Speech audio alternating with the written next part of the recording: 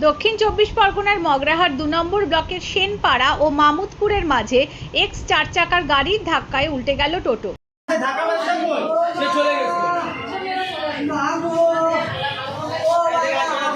এই নিউজটি নিবেদন করছে কসমো বাজার।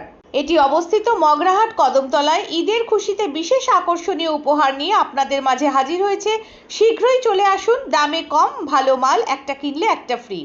স্থানীয় সূত্রে জানা যায়, আজ সকাল 11টা নাগাদ এটি 4 চাকা গাড়ি রাস্তার ধারে পিছন দিকে আনার সময় একটি টোটোর ধাক্কা লাগে। টোটো চালক সহ যাত্রীর গায়ে উল্টে পড়ে যায়। পথ চলতি মানুষেরা তড়িঘড়ি করে মগরাহাট প্রাথমিক স্বাস্থ্যকেন্দ্রে নিয়ে যান। অবস্থার অবনতি দেখে ডায়মন্ড হারবার হসপিটালে স্থানান্তরিত করেন ডাক্তারবাবুরা কয়েকজনকে। বিষয়টিকে তদন্ত শুরু করেছে মগরাহাট থানার পুলিশ।